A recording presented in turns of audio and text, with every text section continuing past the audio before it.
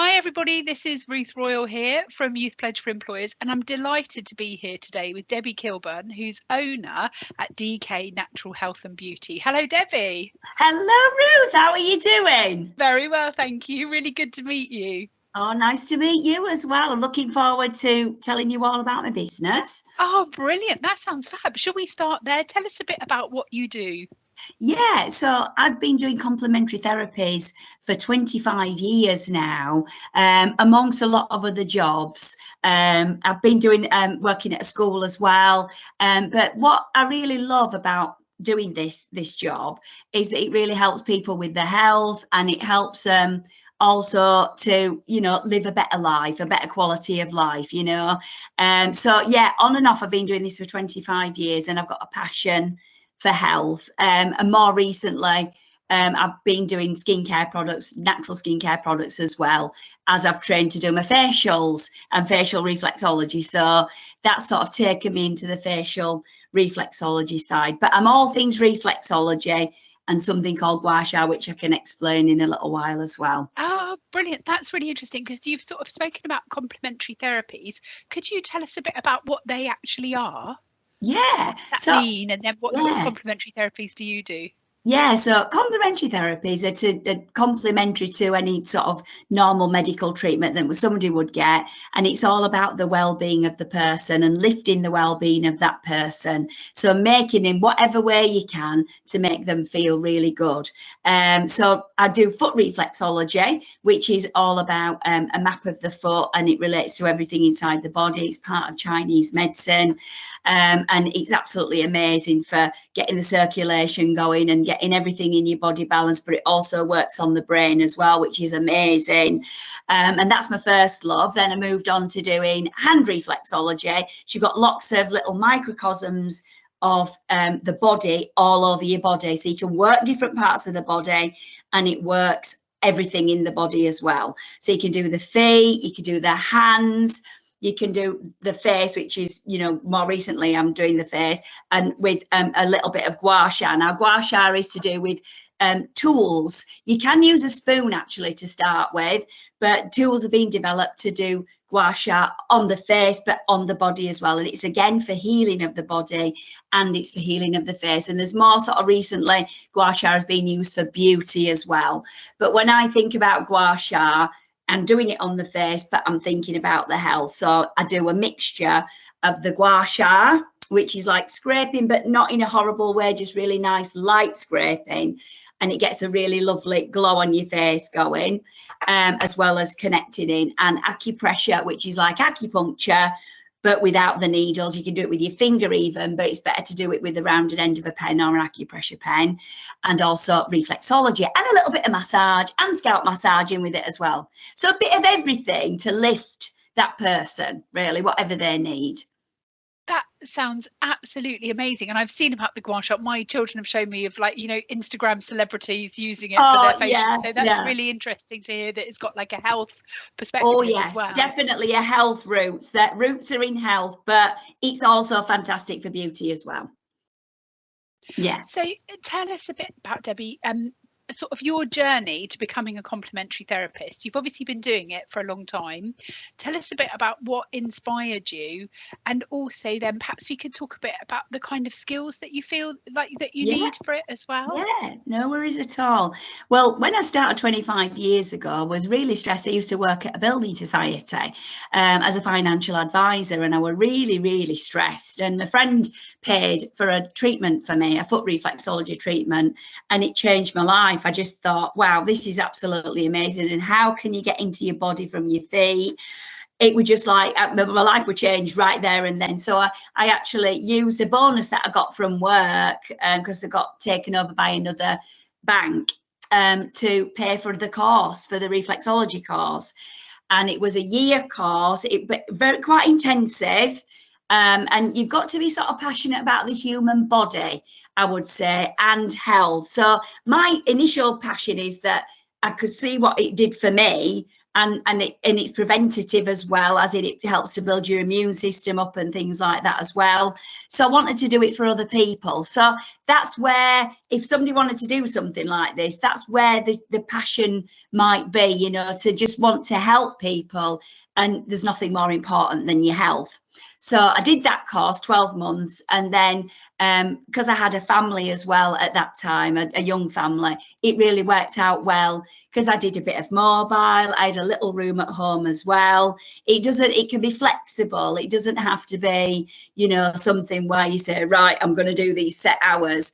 People are really flexible. And a lot of people want it doing on a night as well. So that worked out really well, with my husband getting home from work and things like that. So I've moved house 6 times, and I've started my business 3 times. So this is the 3rd time, and we've been here 10 years now, and I still love doing my reflexology, because it's just so powerful, you know, especially after COVID as well. And people really do need help with the health, you know, in a natural way. And that's what we can do. Does that give you enough information?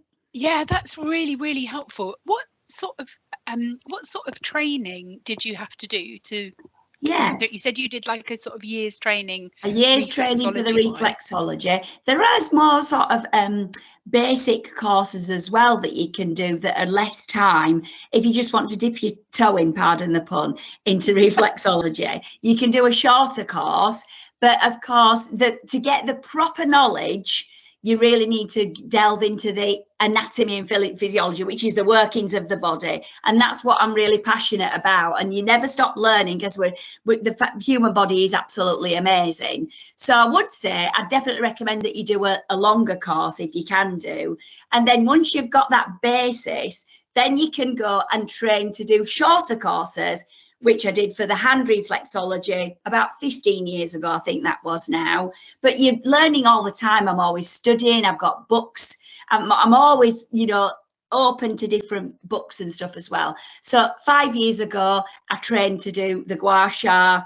So you can do online courses as well, but it is better, I would say, from a practical point of view, to go actually somewhere to do it. So I did my gua sha training at the London School of Reflexology 5 years ago, and then that sort of opened my mind up to Chinese medicine. And in the lockdown, I studied a lot of Chinese medicine. It's quite complicated, Chinese medicine, but the principles of it are amazing, that were linked to nature, the universe, and the seasons, especially with our health. So yeah, it's really exciting.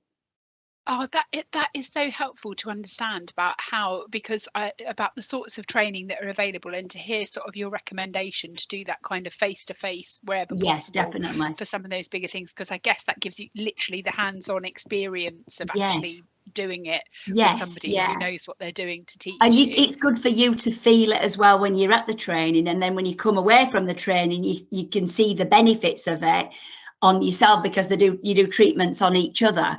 So that's really good, that you can feel that benefit, and then that really inspires you to think, wow, if I can feel like this, then I can help other people feel like this. So it's really, really good.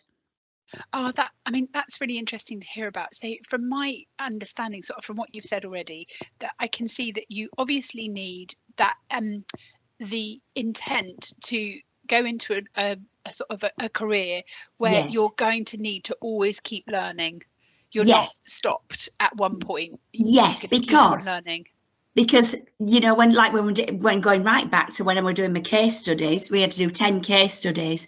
It's so fascinating that you think, oh, well, this is just going to help in a little general way. Oh, they're going to, you know, just feel a little bit more relaxed. But no, it is really powerful. And I had some people that were like, oh, I've got this and I've got that, and can you help me with this? And you could never say that you can help them, but when you do it, it always does. Well, 99.99% of the time.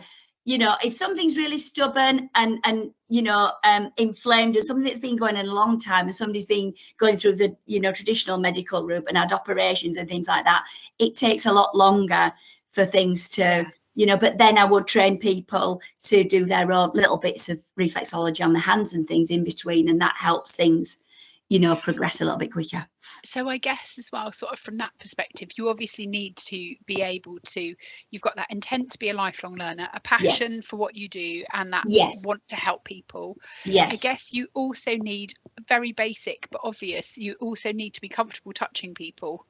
You do. And I mean, foot reflexology is amazing because it's so non-invasive. You know, you don't have to go anywhere else other than the feet, and the hands also as well. Face is totally different. It's a little bit more closer into the face. So that Yeah, took a bit of getting used to. But I realise the benefits of the face now are absolutely amazing as well.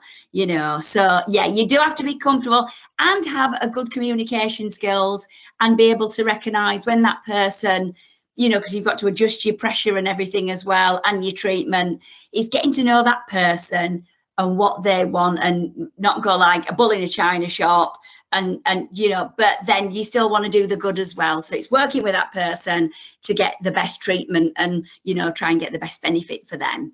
that's really interesting as well, Debbie, because that suggests to me that you've also got to be observant in terms of what you're Yes. doing, to be Yeah. watching the people that you're working on. So you've got to be able to do the reflexology, for example, but you've also still got to be conscious of that person Yeah. and observant to see how they're Yes. reacting and to be That's able to adjust important. what you're doing.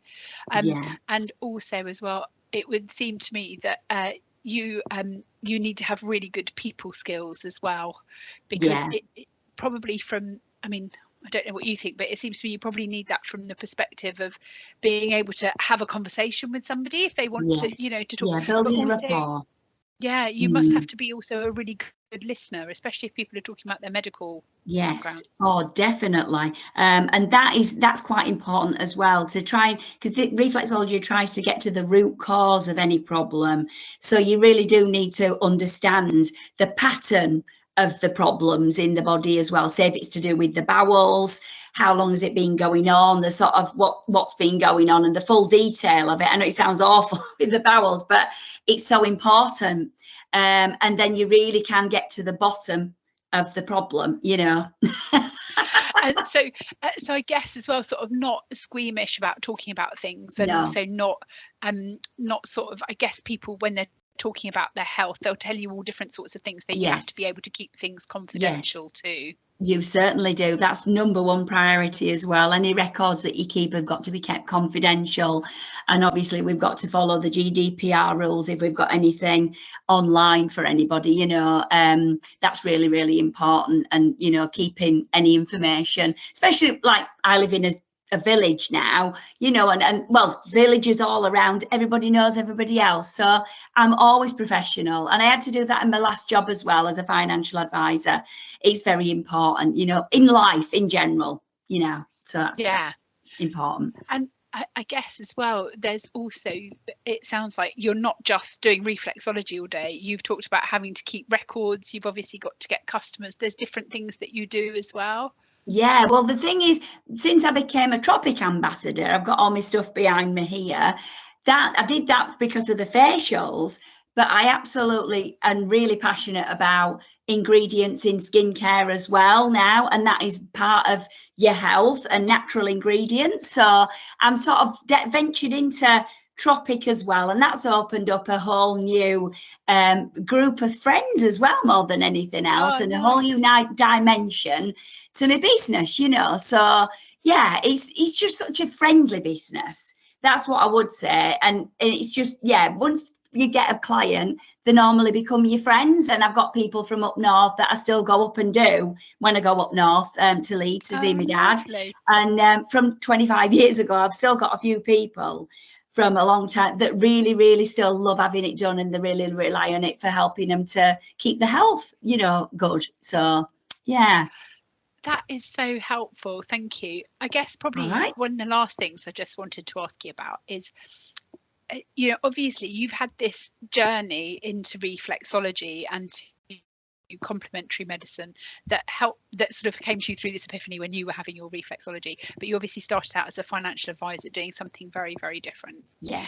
If you could go back and speak to young Debbie starting out on her career, what sort of advice would you give yourself? Yeah. So the advice, and to be honest, life is a journey. and the journey is the reward. And you start off doing something and you think, oh, I'm really good at this, I can do this, but does it really fulfill your dreams and really what your passion is? So whatever you do, you've got to do something that you're passionate about. Yes, you need the money as well to be able to live and pay your bills and all that. But number one priority is getting up every day and making a difference and doing something that you're passionate about.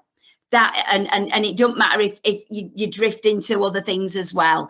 Life's a journey. Keep your mind open to lots of different options, because you don't know what you're good at until you try. So that would be my advice to me 25 years ago. Debbie, that was just a fantastic note to end on. Thank you so much for your time. Yeah. Well, I'm really hoping that it does inspire young people, because I work with young people at a school as well, and I'm very passionate about inspiring our next generation, because they're the ones that are going to take the earth forward, you know, and make a difference in a really good way. So there's lots of good things to look forward to in the future. That's what I would say. Brilliant. Thank you so much. Oh, it's all right, Ruth. No problem at all. It's lovely to meet you and have a chat.